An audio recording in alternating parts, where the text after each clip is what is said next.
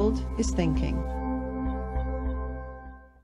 What happened at 9/11 is we didn't have a strategy, we didn't have bipartisan agreement, we didn't have American understanding of it, and we had instead a policy coup in this country. A coup. A policy coup. Some hard-nosed people took over the direction of American policy, and they never bothered to inform the rest of us. I went through the Pentagon 10 days after 9/11. I couldn't stay away from Mother Army.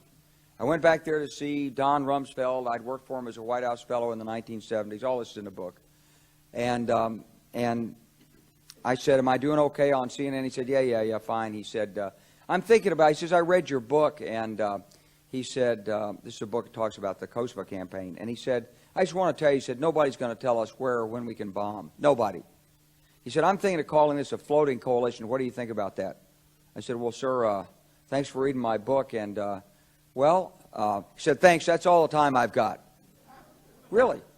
And I went downstairs. I was leaving the Pentagon, and an officer from the Joint Staff called me into his office and said, I want you to know, he said, sir, we're going to attack Iraq. And I said, why? He said, we don't know.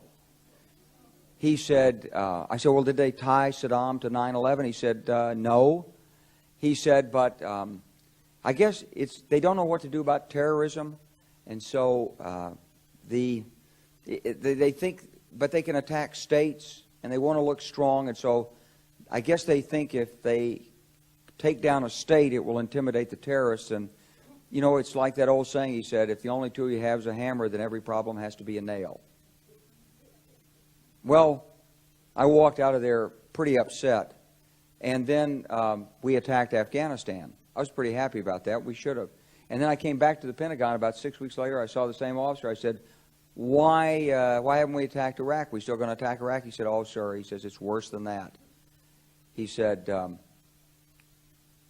he pulled up a piece of paper off his desk. He said, I just got this memo from the Secretary of Defense's office that says we're going to attack and destroy the governments in 7 countries in 5 years. We're going to start with Iraq, and then we're going to move to Syria, Lebanon, Libya, Somalia, Sudan, and Iran. I said, 7 countries in 5 years. I said, is that a classified memo? He said, yes, sir.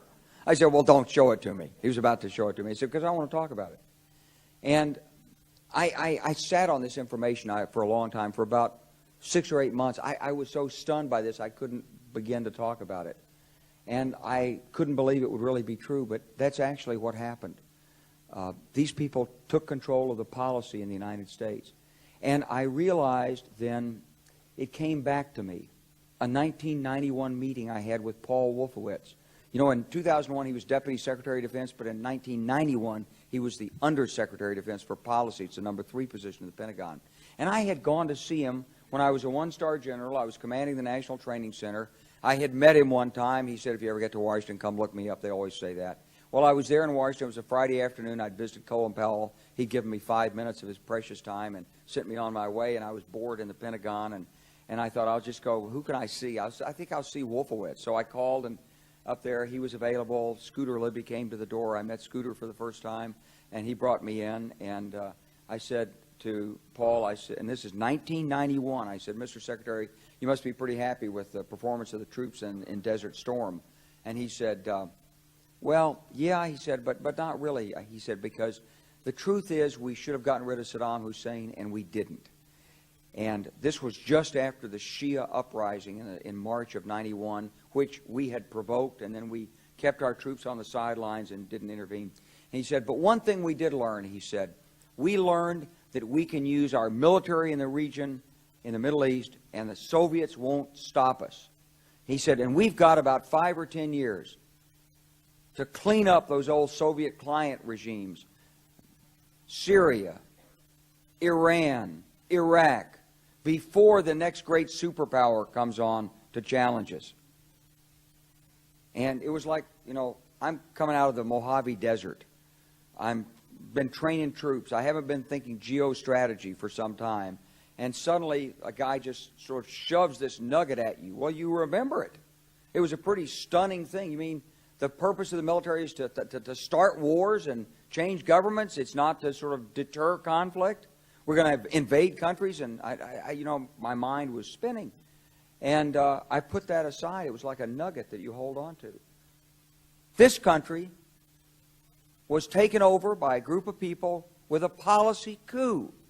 Wolfowitz and Cheney and Rumsfeld, and you could name a half dozen other collaborators from the Project for a New American Century.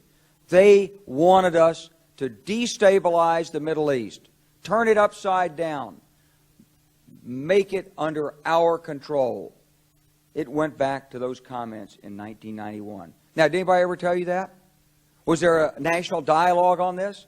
Did senators and congressmen stand up and denounce this plan? Was there a full-fledged American debate on it? Absolutely not. And there still isn't. And that's why we're failing in Iraq. Because Iran and Syria know about the plan.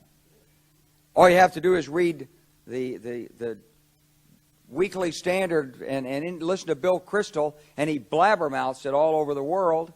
Richard Pearl the same way. They could hardly wait to finish Iraq so they could move into Syria. It was like a laydown. Oh, our legions are going to go in there. This wasn't what the American people voted George Bush into office. Well, they didn't actually vote him into office, but it wasn't what many of the people who...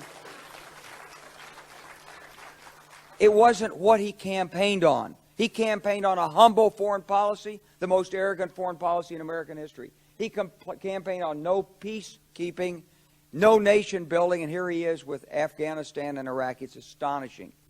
So the root of the problem is not how many troops are in Iraq.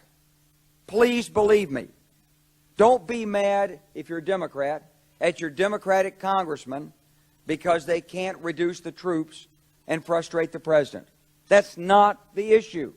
And if you're a Republican, don't be mad at the Democrats because they're fussing with the troops.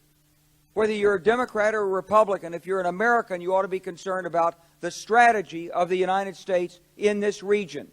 What is our aim? What is our purpose? Why are we there? Why are Americans dying in this region? That is the issue.